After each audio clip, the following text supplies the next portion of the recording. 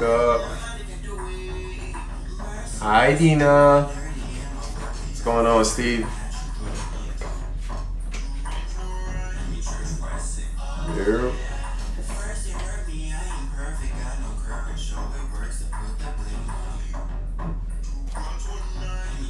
Might just be you two tonight. Who knows?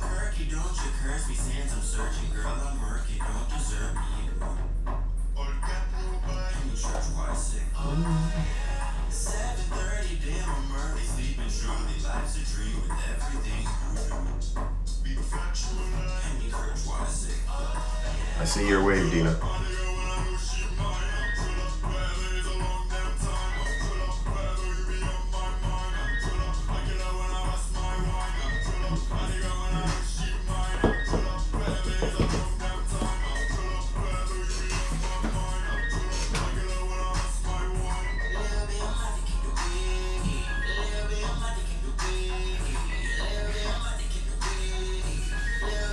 No, it's not that I don't have faith, Steve. What you call it? I know myself. I dropped the ball in advertising this week. That's why. But you'll understand why after I start explaining it.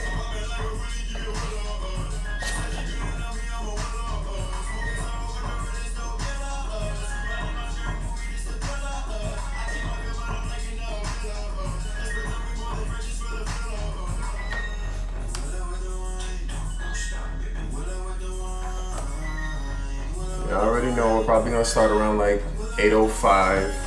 Just giving it a little more for people to sign on.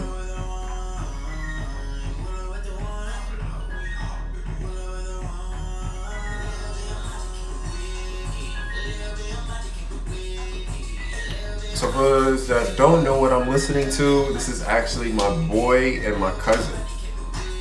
He dropped an EP last year and I'm rediscovering it. Check it out, it's on iTunes. It's under Wit Money. My cousin's Heartsick Hermes. It's actually pretty good.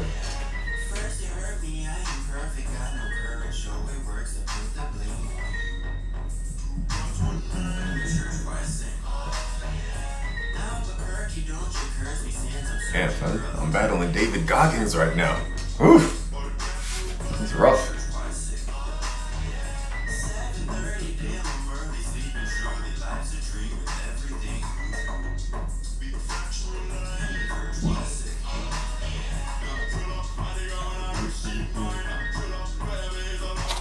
Alright, today we're talking about vision and I guess a sublet purpose, right?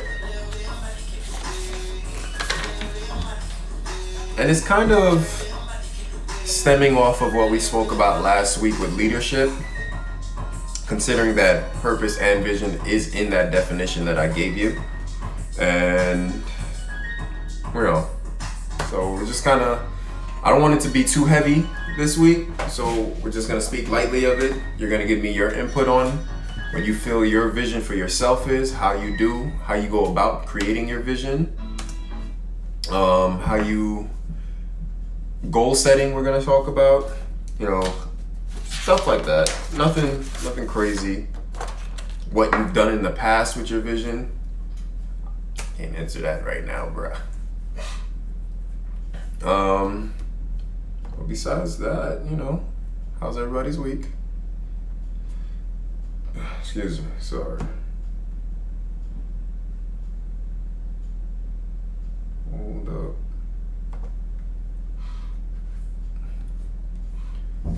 Alright, so just to kind of reiterate last week when we spoke on leadership, the definition of leadership is the capacity to influence others through inspiration generated by a passion, motivated by a vision, coming from deep conviction, cultivated by a sense of purpose. So in essence, what I'm doing is speaking on purpose and vision, right? I guess we can kind of add conviction in that also, but purpose and vision. So in essence, sorry, I'm just trying to catch my wave here.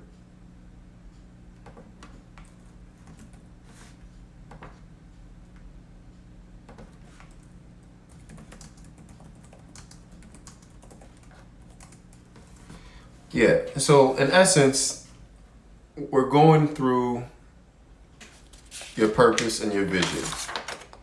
So, I'm going to explain my purpose and my vision in this, right?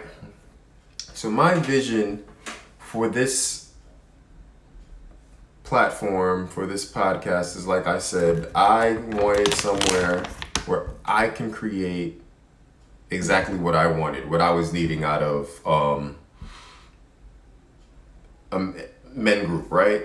I felt like there was a need for people to now, well, there was a need for me where I wanted to be around a group of strong men, group of conviction, men who have conviction, men who are principled.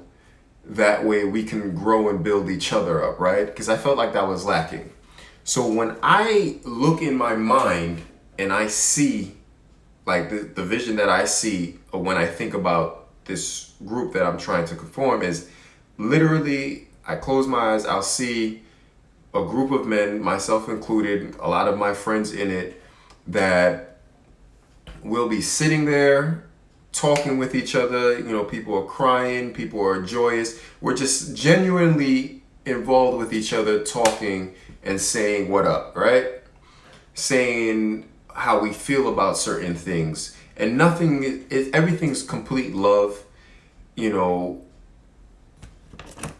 Sarova, everything's complete love, so it's not like nothing bad. There can be tense moments, and in this group I don't see myself leading the group. I see myself more as a part of it, right? We've become this family of men that take care of each other, in essence, right?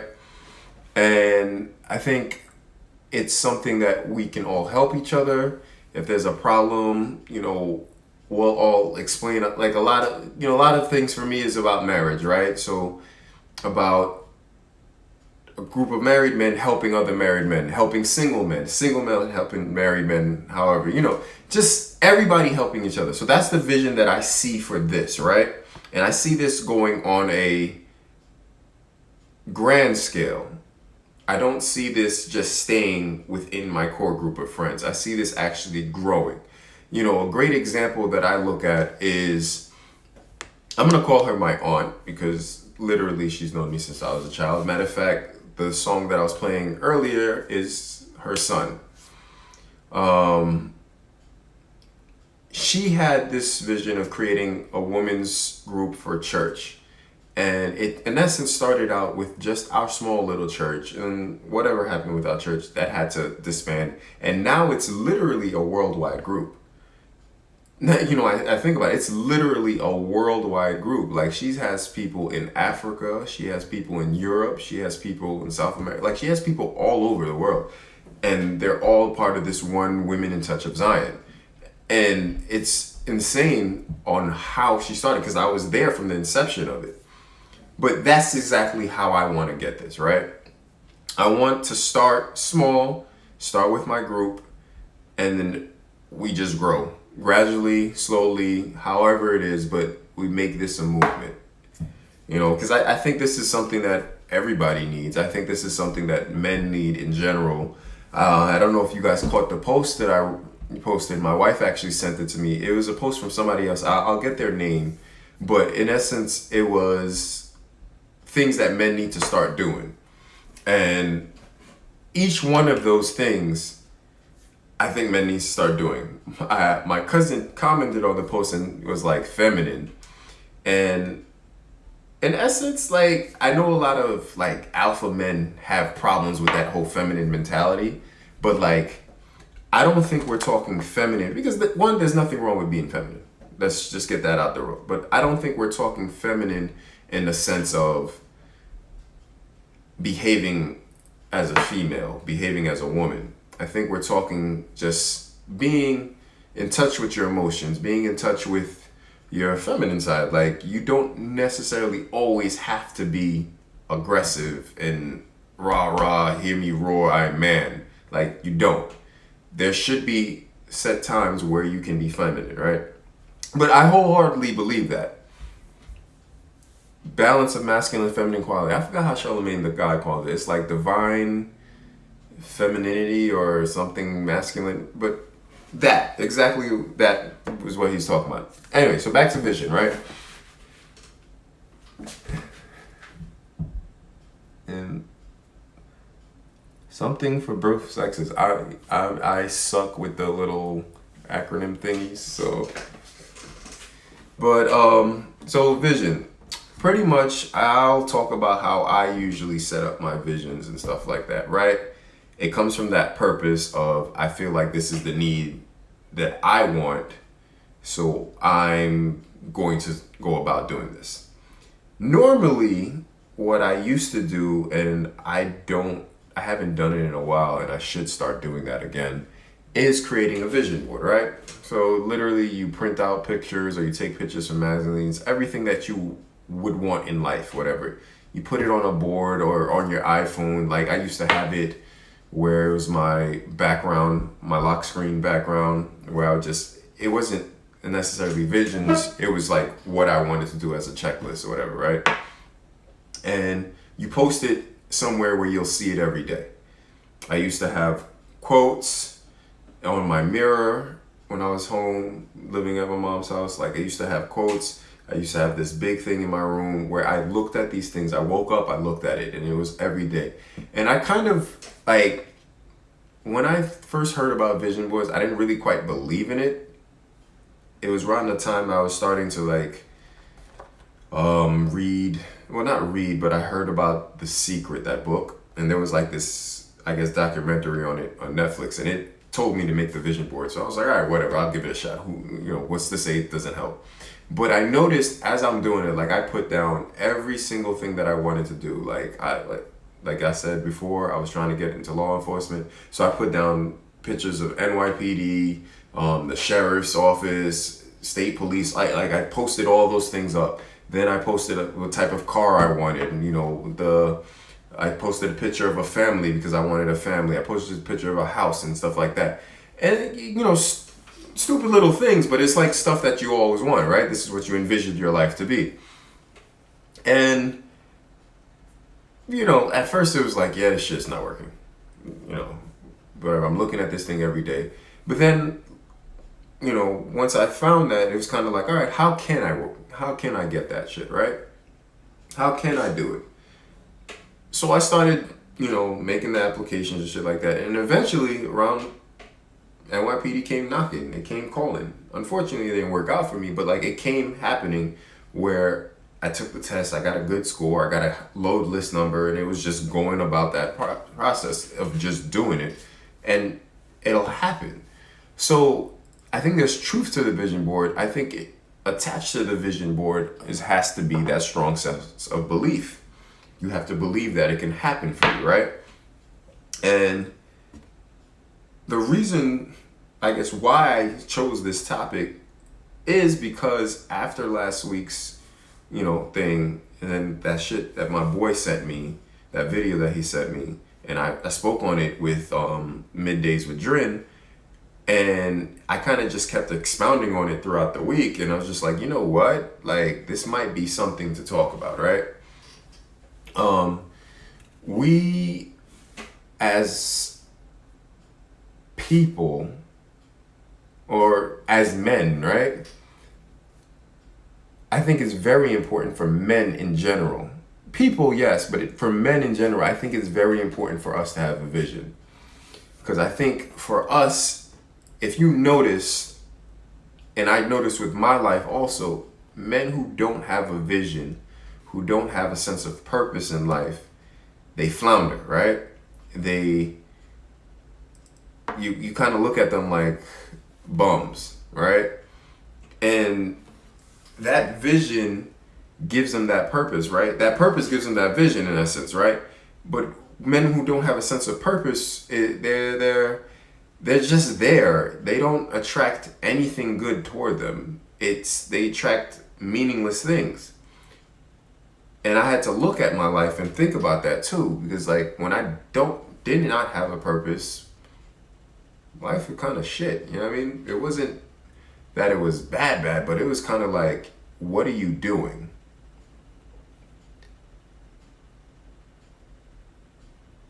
Having a vision allows you to set goals, which allows you to create the path in order to go after your vision. Of course. But so now, to have those goals, to have that vision, you would have to have the purpose, right? So now that's where I'm coming with, like, as men, it is important to have that sense of purpose, because without that sense of purpose, everything kind of goes flounder, right? Your relationships suffer, whether that be with friendships or romantic relationships. Your work suffers. You know, I think part of me actually leaving for the military was to get a sense of purpose, right? Because before that, you know, nothing was really, I was married, I had my child, like I did not feel like my life was going proper, right? It was kind of draining the circle in essence. Like I wasn't in the job that I wanted. Like I was upset all the time. Like it was just daunting on me, right? And I felt like I needed a whole change of scenery for something new. So I, in essence, left for the military to adopt the military's purpose, right? But even after the military, I come back home, and again, at home, I was jobless for a little while till I got the job at the gym and I met you nice, fine people.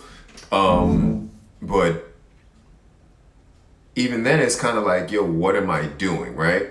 The only difference is that when I came back, I had a different mindset, you know, so it kind of shifted that way. But in essence, I still didn't find my purpose and I was still searching for it. So in essence, I was still kind of angry in a way, down on myself in a way, excuse me.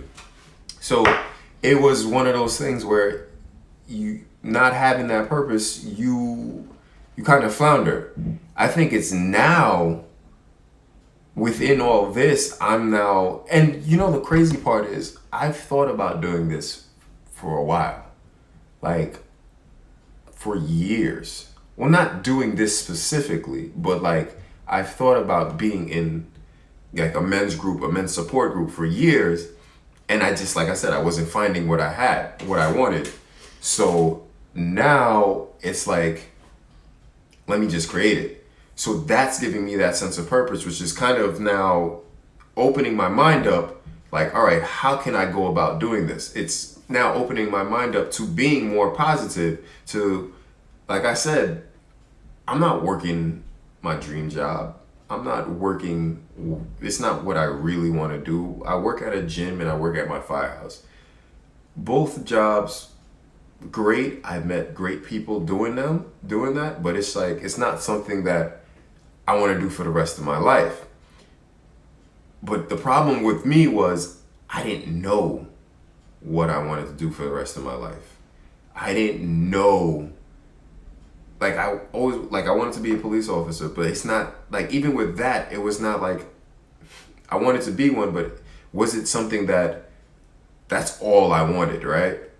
And we go talking about diversifying your portfolio and all that other shit about, not being locked into one source of income, but that was just solely on income. Like my purpose for it was just like, I wanted something bigger. Even with the police force, it was kind of like, yo, I want to do this because I want to help, right? I want to help community. I want them to see me, a black man who fell, was not just, it's not that I had a terrible childhood, because I didn't. I had a great one, but it's just like, for, other black boys growing up, you see that and you're like, all right, if he can make it out, or, so can I.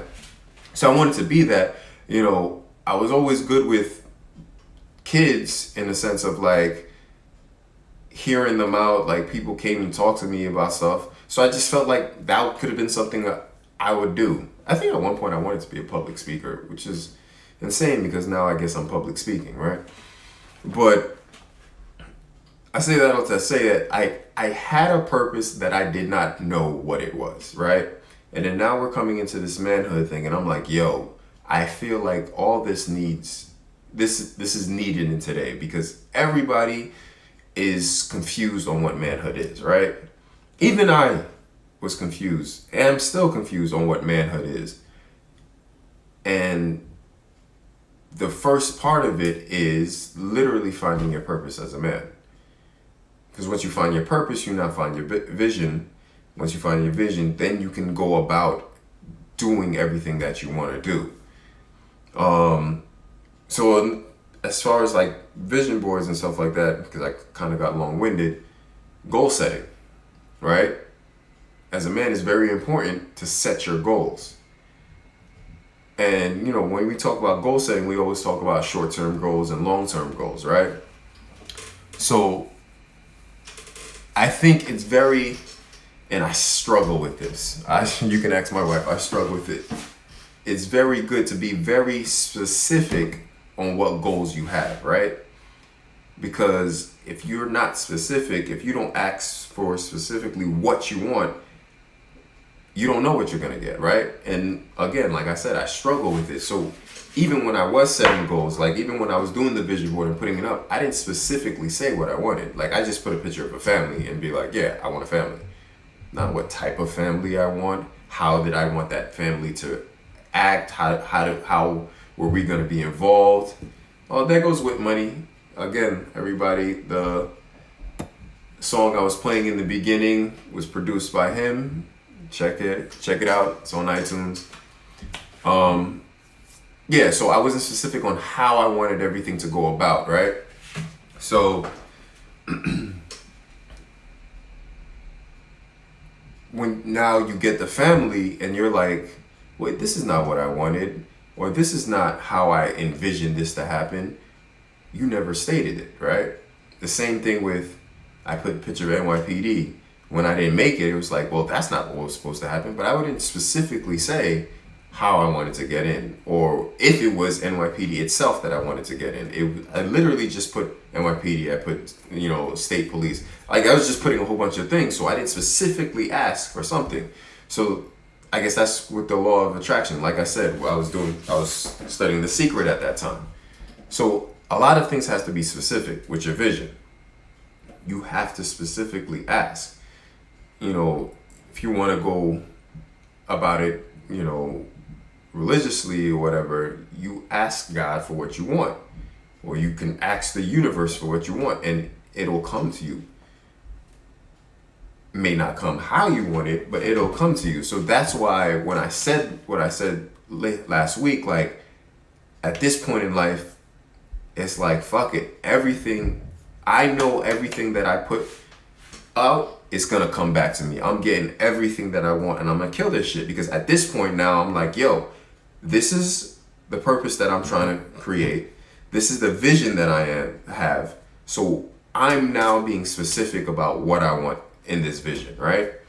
I'm working towards literally planning out every single little thing. Like I said, I want this to be something that eventually goes worldwide. But I'm going to start with the small people I have, because I want to be able to influence those are around me. I want people to look at me and be like, all right, this is the type of man he is. This is the type of man I want to be. But that also starts with me.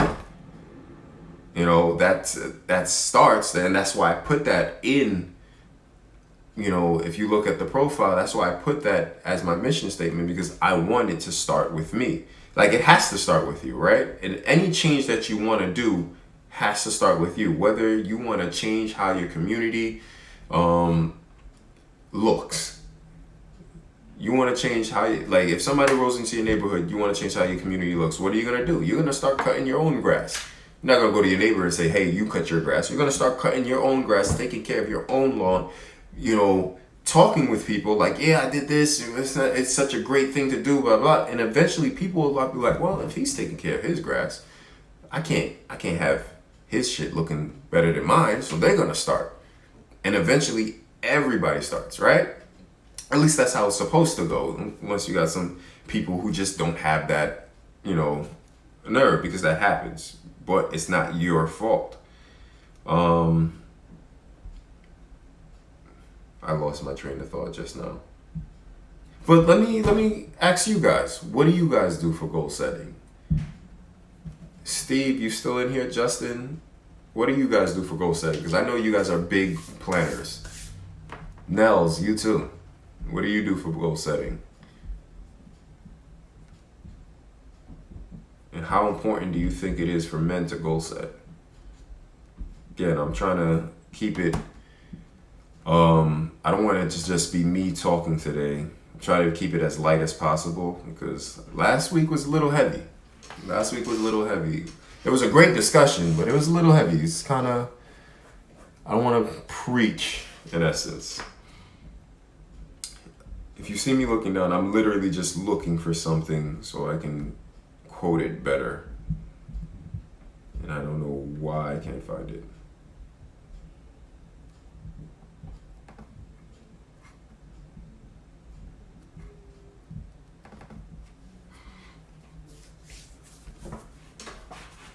So, all right, I'll keep going. Nobody wants to go. But as a man,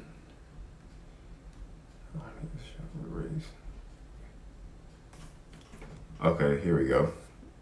It's coming in late. All right, so I try and set mini goals, 5 to 10, for every single day. And if I can accomplish 80 to 100% of them, that's a win for me. I also focus on doing things each day that will help towards me achieving my dream. I do exactly that, man. I have an old school yellow pad that I write down my goals and keep it around to revisit every few days, every month, and so I reconsider. I believe a lot in surround yourself with people that has goals that you want to reach. Okay. Keep what I like, adapt things that I don't. All right, so that's a great point, Justin. That we should also, as we're doing our goals, we should readjust every so often. I didn't even think of that, which is probably true. You should definitely readjust because sometimes you might set a goal and then all of a sudden at the end of the month or the end of the week you're like, yeah, it's nothing. Nels, I believe you should surround yourself with people that have the same goals that you want to reach. Now, I agree, but does that now count as like if that person doesn't have the same goal as you can't hang with them, or is it like they just have goals and they're trying to reach goals, period? You know what I'm saying? Like the mentality is, I think, correct me if I'm wrong, but I believe like you're trying to say is like people who have the same goal setting mentality, right? So that way they hold you accountable. Like, hey, you said you were going to reach this goal. Did you get there yet? In the same way you go back, right? Agreed. Always see what works and doesn't, and what doesn't, and readjust. Life changes constantly. Yeah. What they say to me in the military, they were like, adapt and overcome. Literally. Like, shit changed constantly. That was the biggest, that's the most definite thing ever, right? Change. Change will always happen, and you just have to adapt and overcome. We grow if you write down what you want for yourself 10 years down the line and go back and revisit it. A lot of it changes. Shit. Big change for me, right? 10 years ago, I would have been 22. 10 years ago at 22, I wanted to be a teacher. Right? At that point, I had given up on going to law school, and I was like, I'm just going to be a history teacher. Now, I have no like desire to be in a classroom. Oh shoot, you're right, I am. Shut up, Nels. Yes, 23, sorry. I've only been 33 for a month. Alright? Leave me alone.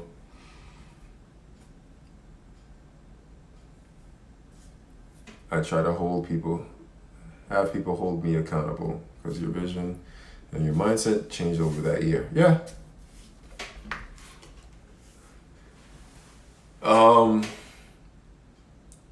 So now, here's a question, right?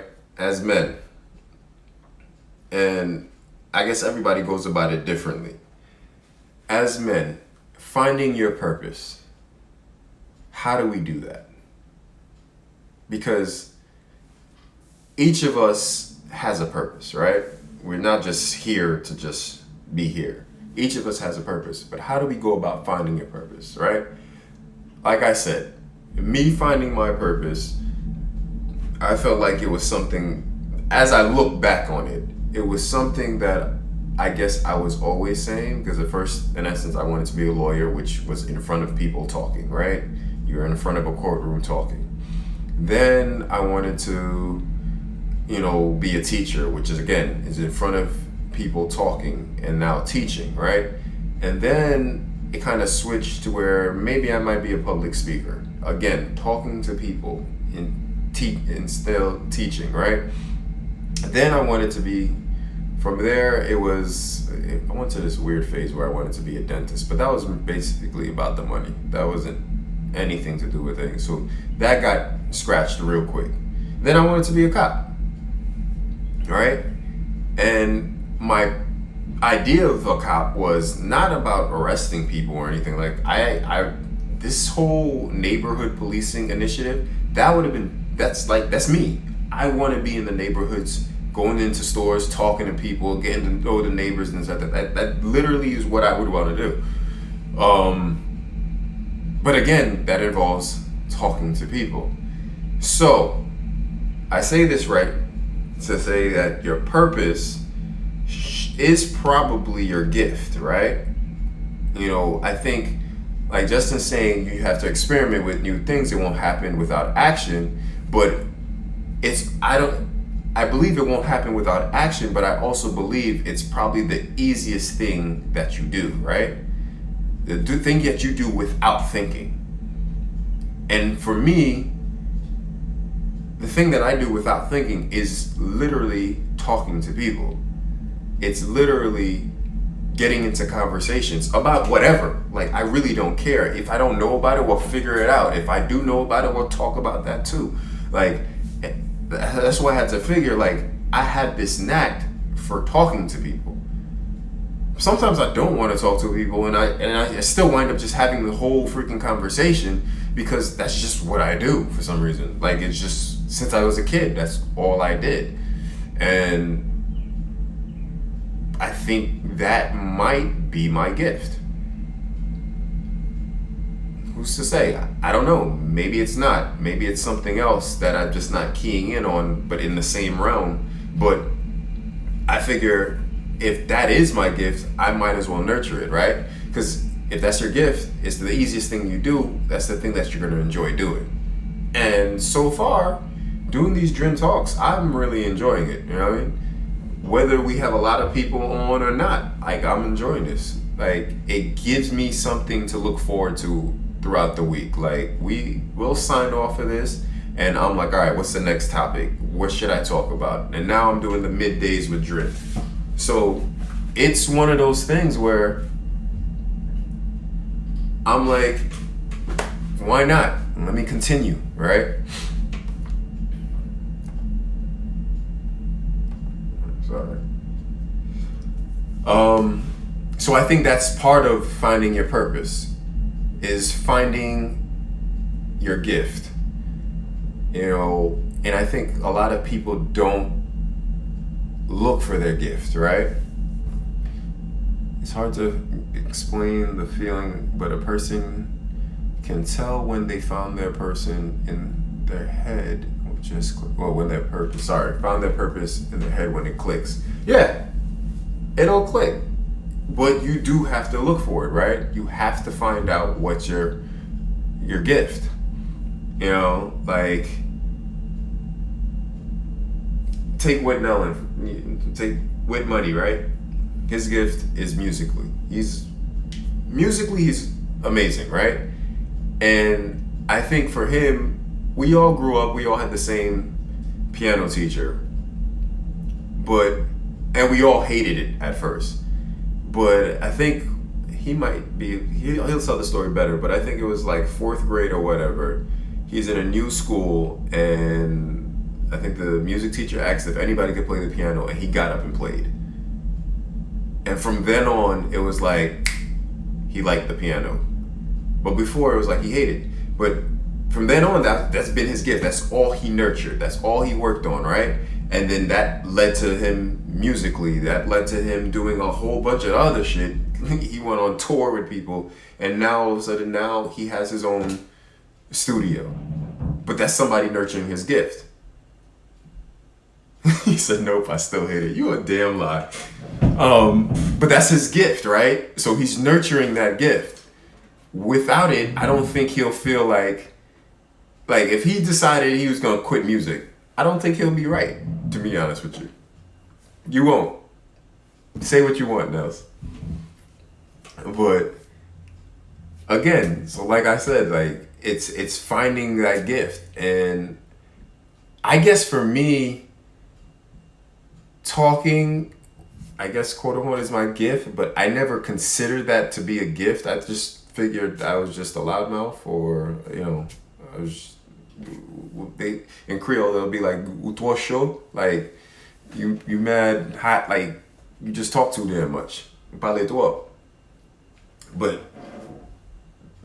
people make money out of talking, right? People just there's late night talk shows. All they do is talk. So I'm gonna try it. Why not? What else? So also with vision setting, right? Here's a big thing that I learned, and it's hard for me because I am such a talker. Sometimes I need to know when to shut the hell up. Not everybody needs to know your vision, or not everybody needs to know your complete vision, because of what? You got haters. You got people who want to destroy your vision. People who know just because that is your vision, they're going to try every which way to destroy it. And as men, it happens a lot for us, right? You tell one guy something, and then they fuck you. Literally. Because as men, I guess we're trained to compete with each other constantly, right? You have to one up this one person, right? Again, with the grass, right? We'll go back to the grass example. You start cutting your lawn, everybody else starts cutting their lawn. Now you got your neighbors like, oh, what do you do to get your grass so green, this, that, and third, right? And then all of a sudden he's trying to outdo you on the grass. Now, yes, there could be friendly competition because we are competitive, but then there are those that hate you. They'll literally hate you for it. And we have those, I'm trying to think of an example of me dealing with that, but I don't think I can. I think that's another problem I have, is sometimes I'm just oblivious, because I'm not the type to want to compete, right? Not that I don't want to compete, excuse me. I'm not the type to want to compete with somebody on life. Like, if it's about life shit, or like, do you, right? Everybody goes through life in their own pace, right? So, again, like I touched on earlier in the middays, is that every one of my friends, they're all college graduates. And I'm pretty much almost the oldest. Every one of them are college graduates. I dropped out. I've been in and out. But for me to compare to them, it's like, I would not, if that's what I'm comparing my success to, right, I would be a failure. And then on that turn, I would literally be driving myself crazy to get them. But to reach them. But if you don't care, it's like, I'm going to be a success no matter what. So whether I have this college education or not, I'm going to win. So that now makes it, I guess, to me, or at least for me, it's healthy competition now, because it's like, yo, I don't give a shit what anybody got. I know what I got, and I know what I'm gonna do, so I'm gonna win. But bringing it back, because I think I went long-winded there. Now I lost my train of thought. So bringing it back, it's like I'm going to I was talking about, don't tell everybody your vision. Not everybody needs to know it, right? Because they will compete against you and they will try to sabotage your vision. Okay, I'll give an example of how men sabotage each other's vision, because we all have haters, right? Think about just straight up, when you were younger, you went to the club, right? And you would see a good looking girl, you go up to her or whatever, and you see that one guy, whatever, he's your so-called friend in essence, and then all of a sudden you're like, yo, I'm gonna talk to her, she gave me her number, blah blah blah. And now that same guy is after that same girl, but he knew you was after her. So it's like, dudes do this shit all the time, you know. So telling people everything shouldn't happen. You know, shit. Maybe I do have an example. No, I don't.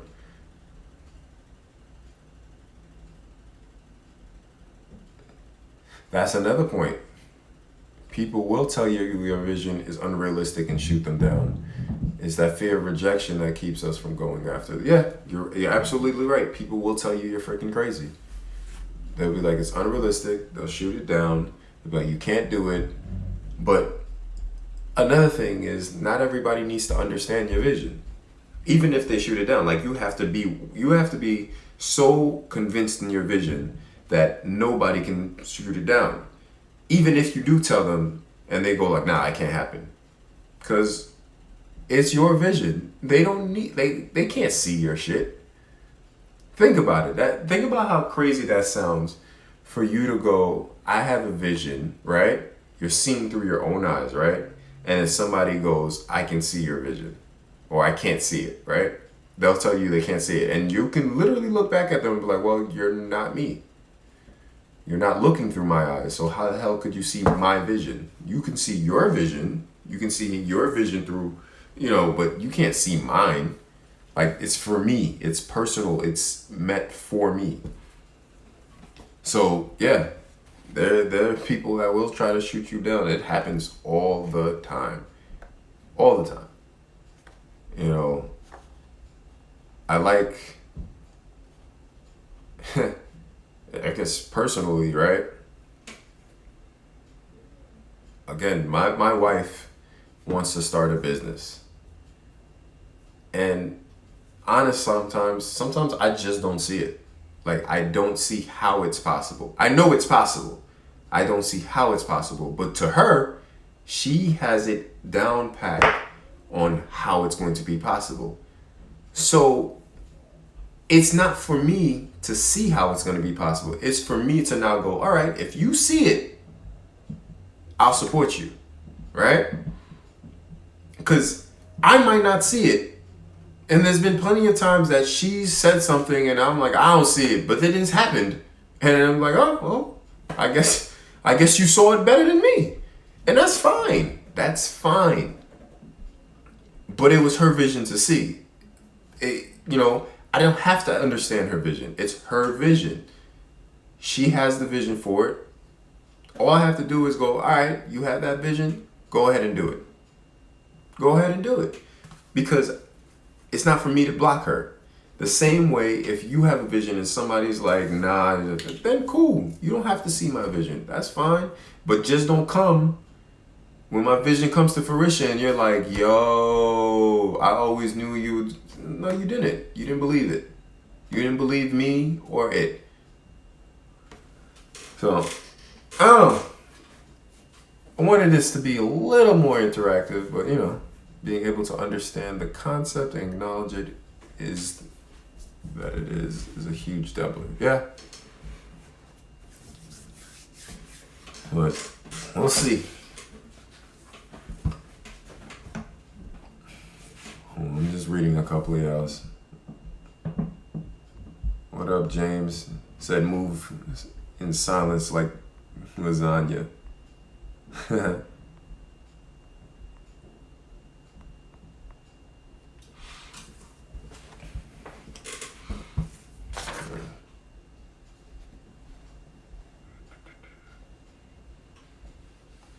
Motivated by it. It's a lot, through, I think sometimes people get it, wrong as far as their vision goes. Well, no, I can't say that people get it wrong as far as their vision. I think they get it wrong as far as their gift and their purpose. Because I think a lot of times they'll have a vision but not know the purpose of it. Like, it's kind of, they let other people make their vision, right? And I think, when I think back at it, like, growing up as a kid, I didn't want to be a lawyer, I think, of course, Haitian households, there's only a couple of jobs you can be. It's doctor, lawyer, engineer, right? And it was said to me, like, they told my sisters, you're going to be a doctor. And my mom, and they said to me, you're going to be the lawyer. So that way we have healthcare and we can fight in court, right? And from then on, I just took that mantle of me being a lawyer. The funny part is, like, the reason why they picked me being a lawyer is because I talk a lot and I always like to argue. Which is funny. Who knows? Who's to say I don't go back to law school? Or go to law school, right? It's a possibility. But we'll see.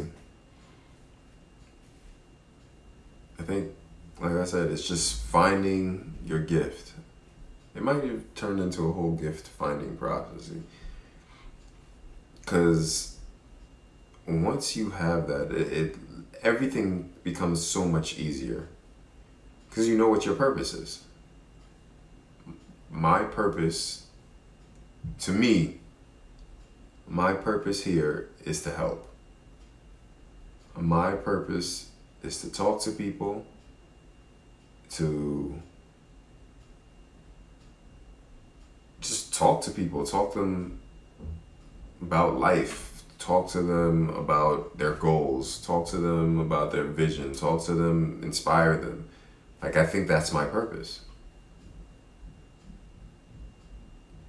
Do I always do a great job of it? Probably not, but I think that's me leading off of, not leading, me going off of, like, I didn't know it was my purpose. I didn't know it was my gift that I can, I guess, calmly talk to people. Because for a long time, I guess with me being so upset or, like, unsure of my purpose, I was angry. And I know as men, like, we get angry.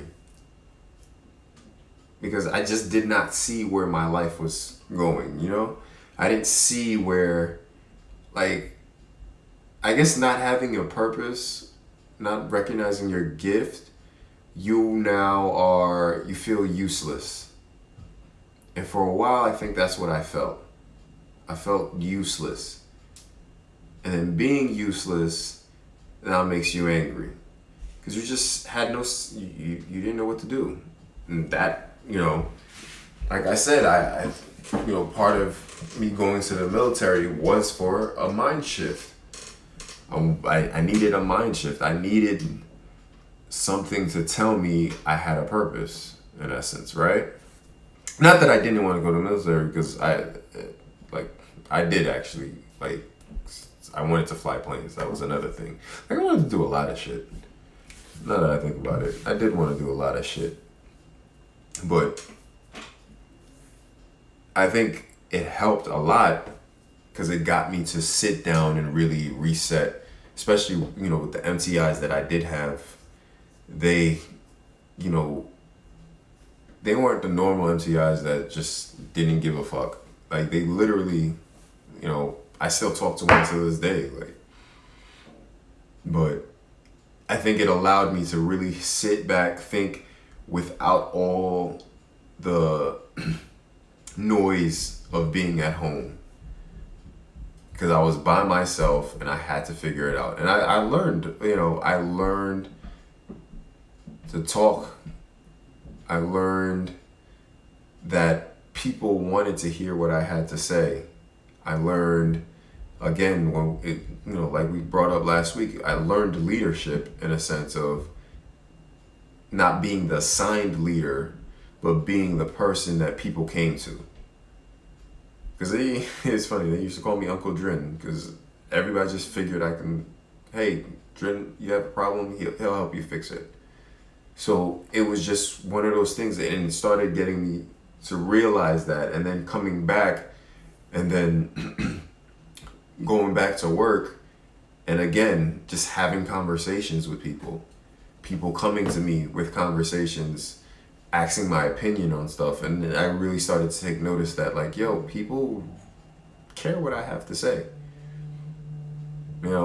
Whether it be good or bad, people care what I have to say, and I want to say, for a lot of people, that people care what you have to say also. As people and as men, I think we stay silent a lot, which is a good thing if we're listening, but I don't think we're listening. I think we are just silent, period. And then we don't affect the masses of people because we're too silent. So, that's really all I got. This week, like I said, it was just a lot of shit hitting me.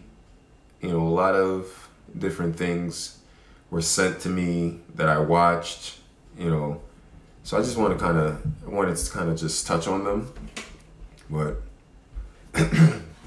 next week, I don't have the topic quite just yet. I might do fatherhood next week, but I want to do something in particular with the fatherhood. But we'll see. We'll definitely see. Well, guys, I appreciate you guys coming out. I appreciate you guys coming out every week, listening to me talk. Like I said, I do believe this is a gift of mine. But with that being said, you don't have to come out and hear me. So I truly, truly appreciate you guys. Definitely, I enjoy all your feedbacks, all your input. Keep sending me stuff. If you want me to talk about a topic, shoot me a text, DM me, whatever.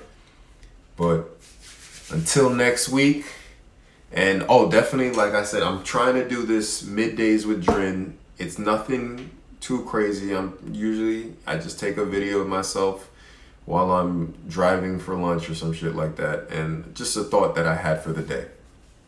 So definitely tune in for that. But again, I appreciate y'all. I'll see you next week. Peace.